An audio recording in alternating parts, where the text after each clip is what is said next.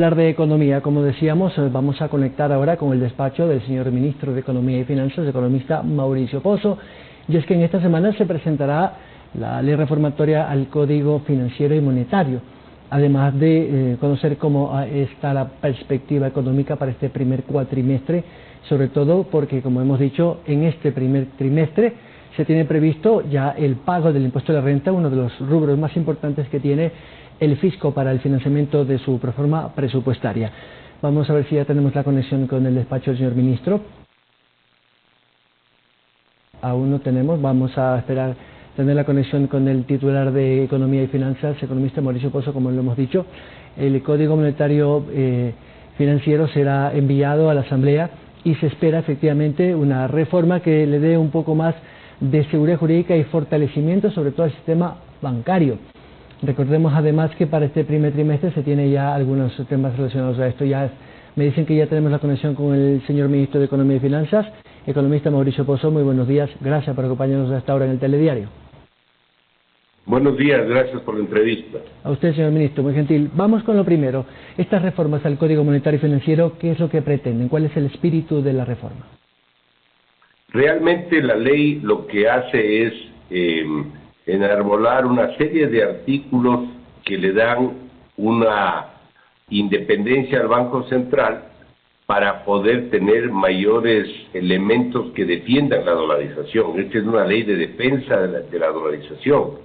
A veces por estar dolarizados y por no tener la posibilidad de imprimir billetes, parecería que no habría un rol del Banco Central, y este sí lo tiene. El seguimiento de la liquidez, que es lo que sostiene la dolarización, que viene de fuentes externas, por exportaciones, por inversión extranjera, por financiamiento, por remesas, versus los dólares que salen de la economía, por importaciones y pagos de capital o deuda, tiene que tener el seguimiento de alguna instancia, de alguna institución, y esa institución tiene que ser el Banco Central, precisamente para garantizar que exista la liquidez suficiente que le dé viabilidad y le dé sostenibilidad a la dolarización. Entonces, este es uno de los elementos fundamentales. El segundo es evitar que el Banco Central repita lo que ya hizo lamentablemente en la década del gobierno anterior. Es decir, tomar recursos, por ejemplo, de los depósitos de encaje de los bancos, que es plata de la gente, recursos de los gobiernos seccionales, del propio Estado, y poder prestar sin ningún tipo de beneficio y cambiar en definitiva billetes o liquidez por papeles. Esa destrucción de recursos del Banco Central determinó una pérdida importante del patrimonio de esa institución, y en la ley se establece que volvamos al establecimiento de lo que eran los 4 balances, es decir, que cada obligación del Banco Central tenga el respaldo de dólares. Si hay que imprimir o acuñar esos 25 centavos o 50 centavos, haya los 25 o 50 centavos de dólares del Banco Central. Si hay depósitos de encaje de 1,000, tiene que haber 1,000 en el activo, en la caja del Banco Central, que respalde esos 1,000 depositados, es decir, que le dé a sí mismo fortaleza a la dolarización. Y los otros roles que podemos conversar, el rol de la información macroeconómica confiable, que no sea el gobierno, que sea una entidad autónoma, como tampoco es del sector privado, lo que es el tercero confiable, que es un concepto económico que se utiliza en muchos otros países. El que opine sobre el presupuesto del Estado, el que opine sobre la deuda, el que sea el canal de vinculación entre el sector privado, financiero y público con el exterior, el que controle los flujos de capitales y le haga seguimiento a la balanza de pagos. Es decir, todas esas son las responsabilidades del Banco Central, y para ello el proyecto establece un directorio independiente de 5 miembros con ternas que envíe el presidente a la Asamblea, y la Asamblea escoge de esos nombres los 5, de los cuales 2 trabajarían a tiempo completo, y con un directorio que tenga cruce con la Junta de Regulación, y de esta manera pueda darse el control adecuado a la institución. Así que esa es la idea, en pocas palabras, lo que persigue esta ley, que, como explico, es una ley de defensa de la dolarización.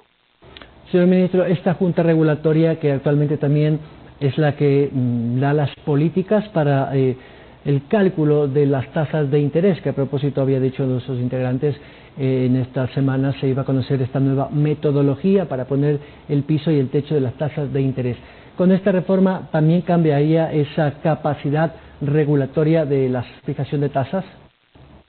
Las tasas de interés tienen que tener un cambio en el modelo de determinación de las mismas. Han habido algunos avances, pero nos falta todavía el esquema que está por conocerse, y la idea es que éstas respondan a algo, que respondan a las condiciones del mercado. No puede ser que en el Ecuador hayamos tenido las mismas tasas de interés con momentos económicos distintos, con petróleo alto, con petróleo bajo, con más liquidez, con menos liquidez, con más provisiones, menos, riesgo más, riesgo menos, y las tasas no se mueven. Eso es imposible. En todas partes del mundo las tasas de interés tienen que responder al entorno, a las condiciones de la economía, para evitar problemas como que se cierre el crédito porque las tasas tienen un techo, o algún mecanismo que impida que éstas bajen cuando deben bajar.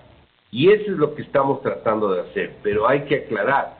Un concepto es el concepto de tasas de interés de mercado, es decir, aquellas que se rigen para las operaciones bancarias, para el crédito, para la vivienda, para el microcrédito, para el consumo, para el comercio, etcétera. Ese es un concepto.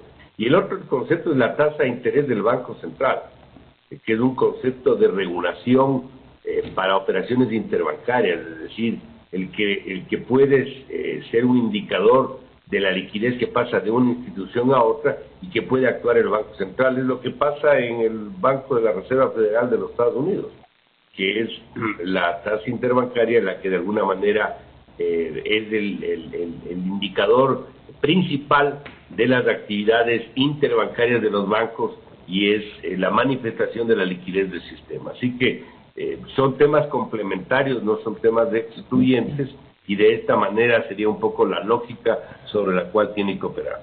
Ministro, a propósito de esto de las tasas de interés, la banca, y hace pocos días estuvo con nosotros el titular de Asobanca, decía que se colocaron en términos generales casi 30.000 millones de dólares en operaciones crediticias.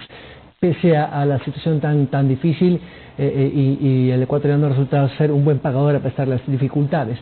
Para este año que se viene tan complejo, ¿creen ustedes que podría haber una revisión a la baja de las tasas? Digo esto porque la manera de recuperación del sector productivo es básicamente el acceso a recursos frescos, y con el apoyo que ha dado esta corporación financiera norteamericana, de la cual usted también estuvo en la reunión, le ha dado ya una liquidez, una inyección financiera a varios bancos privados, incluso públicos. ¿Podrá bajarse las tasas de interés para este primer trimestre o cuatrimestre del año? La tasa de interés tiene segmentos donde opera. Correcto. Es decir, tenemos el segmento del crédito corporativo, que se llama, el crédito de consumo, el crédito comercial, el crédito de vivienda, el crédito educativo, el crédito microempresarial. Y la forma como opera cada segmento es distinta. Es decir, si nosotros tenemos un aumento de la liquidez y hay una recuperación de la demanda, puede haber un comportamiento. Si tenemos una baja de la demanda, puede haber otro comportamiento. En este momento hay una baja demanda de crédito, es decir, a pesar de que la liquidez medida a través de los depósitos bancarios ha crecido a tasas sobre el 10% anual, a pesar de la coyuntura, sigue creciendo la liquidez de los bancos. Estos tienen dificultad en poder prestar porque la demanda de crédito es baja y el riesgo es alto.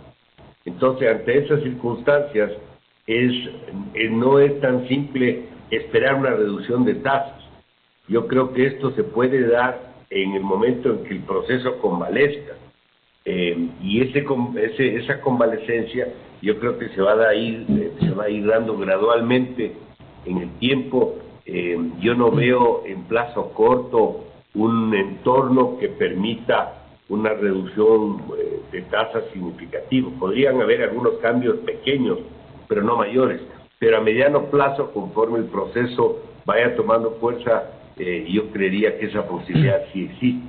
Entonces, yo diría, más o menos en esa línea estamos. Obviamente, también atados a lo que pase con el manejo económico de la siguiente administración, del siguiente gobierno, que no sabemos quién resulte ganador y cuáles sean las líneas de acción del siguiente gobierno.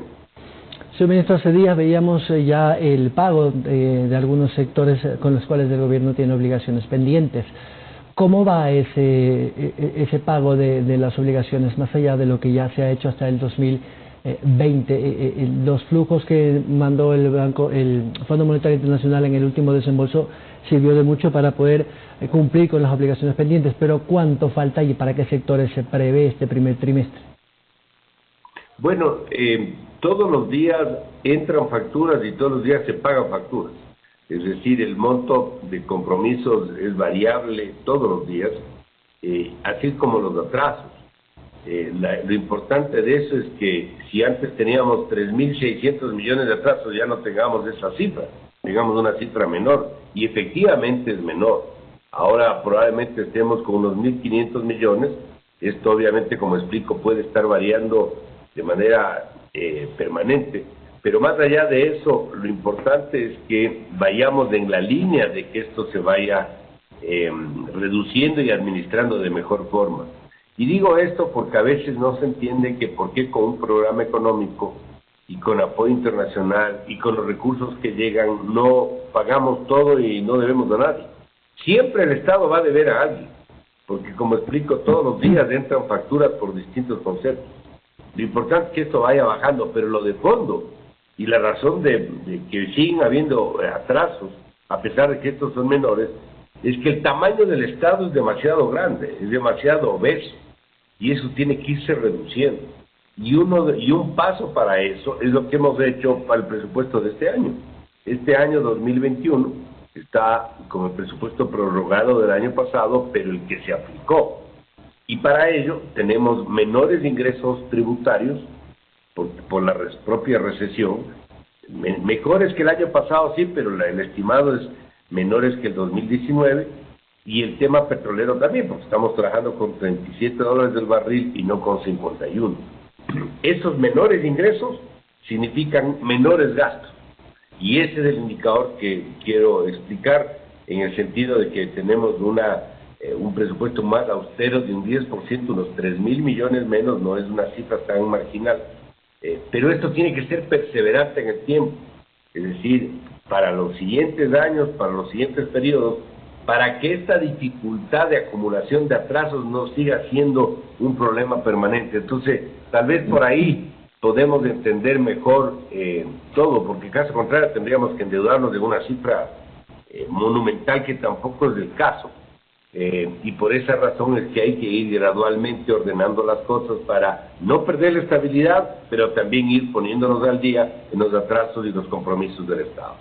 Señor ministro, me gustaría que sea un poco más específico en las cifras. ¿De cuánto será el presupuesto general del Estado para este año y cuántos prevé en ingresos, sobre todo por tributos, entre el IVA y el impuesto de la renta, que son los más fuertes de los ingresos presupuestarios? Si tiene la cifra, le agradezco muy gentil, nos puede ayudar. Claro que sí, fíjese usted. Voy a hablar del presupuesto general del Estado, no voy a hablar del presupuesto de todo el sector público. Correcto. El año 2019, el gasto fue de 28.600 millones, el gasto agregado, ¿ok?, del gobierno central. El año 2020, el año anterior, 25.700, ya estamos hablando de 23.500, es decir, ahí tiene usted cerca de 5.000 millones de dólares menos de gasto público en general. Esto es compatible con una tasa de crecimiento económico del 3.5 para el año 2021 y un precio del petróleo de $37. Y las reducciones más importantes que han dado se han producido en el caso de pago de servicios de la deuda, intereses de la deuda, en el caso de compras de bienes del sector público, en este caso último son 400 millones, en el otro caso cerca de 1.000 millones. Hemos evitado el gasto aumentado del 5% de inercia salarial, con no llenar vacantes y mantener una renovación mucho más prolija de los contratos vacacionales, y de esta manera hemos podido hacer la reducción de cerca de 3.000 millones de dólares en el gasto público. El resultado es que el déficit pasa de 7.700, que sería este año 2020 pasado, para el 2021 de 3.900 millones, que es la expectativa con la que estamos trabajando. Y en cuanto a ingresos no petroleros, llámese impuestos, el IVA o el impuesto a la renta. El año 2019, antes de la pandemia, fue de 14.500 millones los ingresos tributarios. El año pasado eso bajó a los 12.200 millones. Ahora estamos mejor porque la tendencia es la recuperación de la recuperación, pero todavía no llegamos al valor del 2019. Entonces estamos trabajando bajo un escenario de 13.100 millones por recaudaciones tributarias para el año 2020. Esas son un poquito las cifras con las que estamos trabajando. O sea que el déficit para este año será de más de 7.000 millones, ¿me corrige? No, el déficit es la cifra que le anoté. De 3.000. Son 3.900 millones de dólares para este año, y el año pasado fue de 7.700 millones. O sea, vamos poco a poco ordenando la casa con un tamaño de gasto menor y con estos rubros de reducción que acabo de citar. Señor ministro, ¿hay destinado en este presupuesto del 2021 un valor que no estaba presupuestado en el 2020, evidentemente, para la compra de vacunas? Entiendo que ya los 200 primeros millones ya se entregaron a los proveedores internacionales para la llegada de estas 50.000 primeras dosis, pero se prevé un presupuesto adicional. ¿De cuánto estamos hablando y para cuándo? A ver, nosotros estamos, y digo nosotros porque yo formo parte de la delegación, estamos viajando a Washington esta semana, juntamente con el ministro de Salud, y yo voy por unos temas, él va por los temas de la vacuna, y dependiendo de lo que podamos conseguir, que hay buenas expectativas, sabremos cuánto más de recursos necesitamos. Lo que sí le puedo anticipar es que el gasto en salud es prioridad aún. O sea, si hay necesidad y podemos conseguir más vacunas, pues tendremos que ver de dónde me saco la plata, para ponerlo sencillo, pero tenemos que pagar. O sea, en eso no hay cómo escatimar.